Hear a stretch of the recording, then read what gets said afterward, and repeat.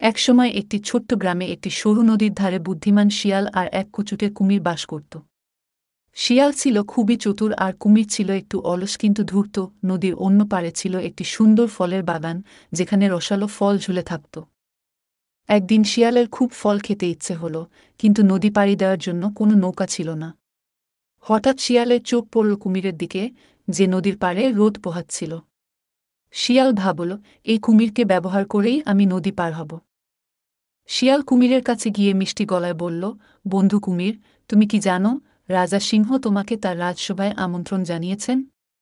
কুমির অবাক হয়ে বলল, কি বলছো শিয়াল ভাই? আমি রাজসভায়? কিন্তু কিভাবে যাব? শিয়াল বলল, তোমাকে শুধু আমাকে নদী পাড়ে পৌঁছে দিতে হবে। আমি রাজা সিংহের কাছে গিয়ে তোমার কথা বলবো, আর তিনি নিজেই তোমাকে সম্মানিত করবেন। কুমির খুব খুশি হল। সে শিয়ালকে তার পিঠে তুলে নিল এবং নদীর মাঝখানে পৌঁছানোর পর কুমির তার ধূর্ত স্বভাব দেখাতে শুরু করল।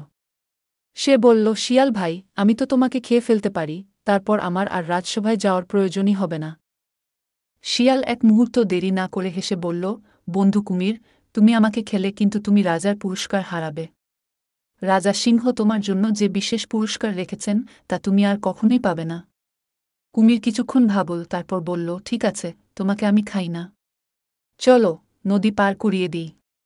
শিয়াল বুদ্ধিমত্তার সাথে নদীর পাড়ে পৌঁছে গেল এবং দ্রুত দৌড়ে বাগানের দিকে চলে গেল।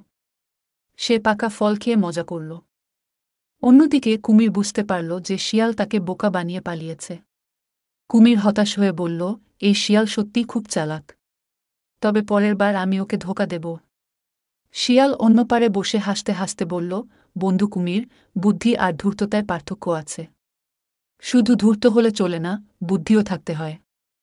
নৈতিক শিক্ষা, বুদ্ধি দিয়ে যে কোনো কঠিন পরিস্থিতি থেকে বেরিয়ে আসা সম্ভব। ধূর্ততা দিয়ে নয়, বরং সদ্বুদ্ধি দিয়ে সমস্যার সমাধান করতে হয়।